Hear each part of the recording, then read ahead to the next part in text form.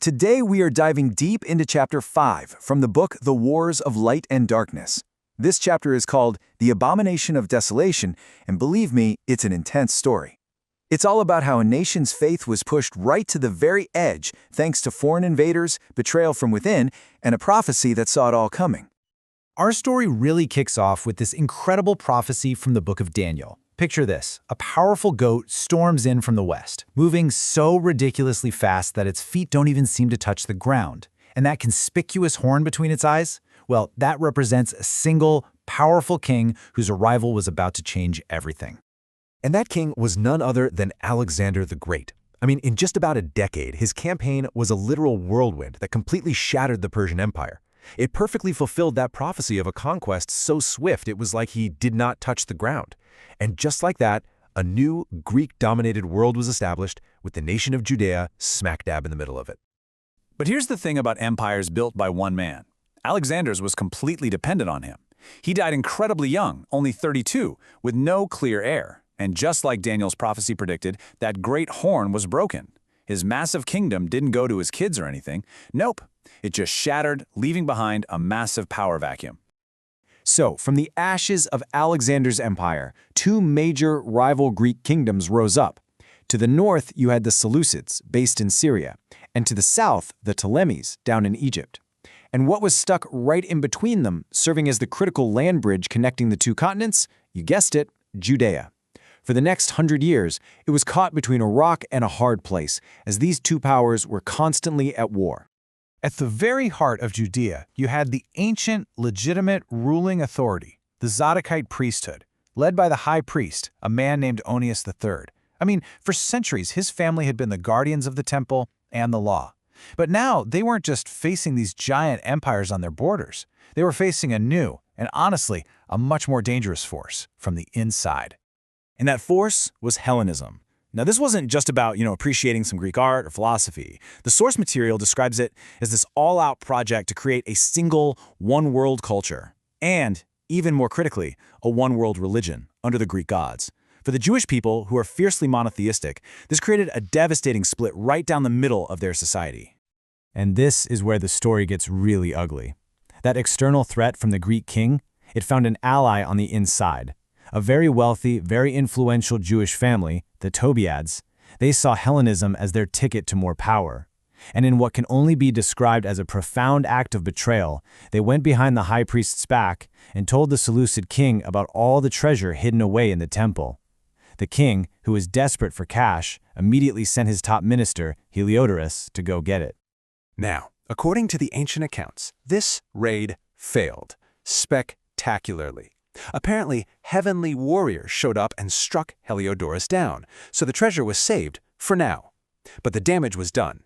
Onias III knew, without a doubt, that his enemies were now inside the city walls, and that the sacred treasure he was guarding was a massive target. Just put yourself in his shoes. Onias was in an absolutely impossible situation. You've got the Seleucid Empire breathing down your neck for money, and you've got a faction of your own people practically drawing them a map to the vault. How on earth do you protect the financial and spiritual heart of your entire nation? And we're not talking about a small amount of money here. The sheer scale of the wealth is just mind-boggling. One historical document cited in the book inventories just a part of the treasure, over 20 tons of gold and 65 tons of silver. Can you imagine? The weight of that responsibility must have been staggering. And this leads us to one of the most incredible archaeological finds ever, the Copper Scroll. It was found with the Dead Sea Scrolls, and it's not a religious text. It's a literal treasure map. The Wars of Light and Darkness puts forward this amazing theory that this map was Onias's last-ditch effort to save the treasure. And the clues are pretty compelling. The map references places like Zadok's tomb. A rival priest would never do that. It lists sacred priestly clothes, and even has this personal note, my garments. Plus, the timing, it fits perfectly in that tiny little window before Onias and the Zadokites lost control of the temple for good.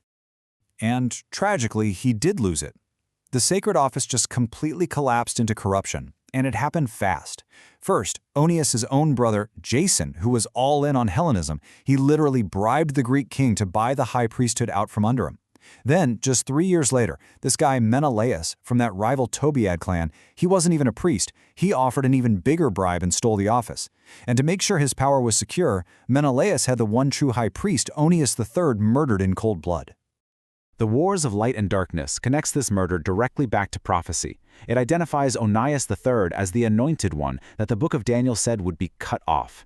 His death wasn't just a tragedy, it was the end of a dynasty that had lasted for nearly 1,000 years. It was a massive turning point in history.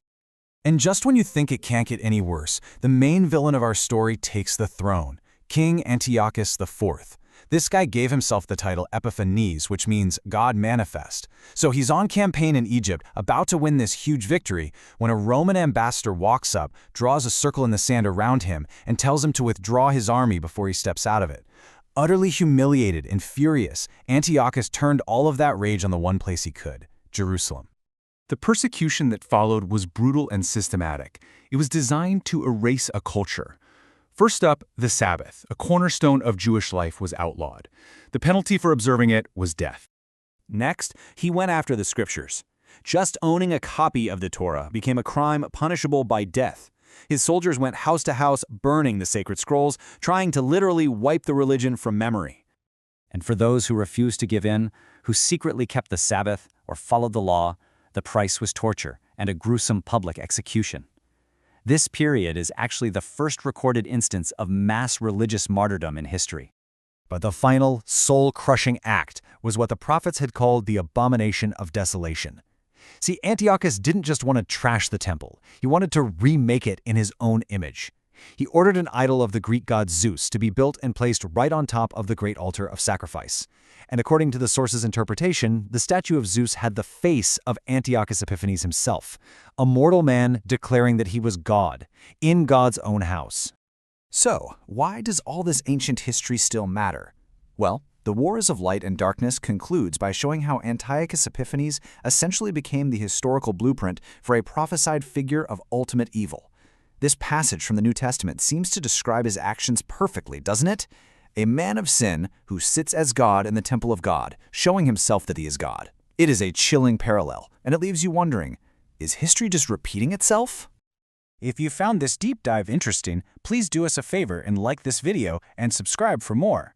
And to read the full, in-depth account in The Wars of Light and Darkness, you can find a link to purchase the book right there in the description below. Thanks for watching.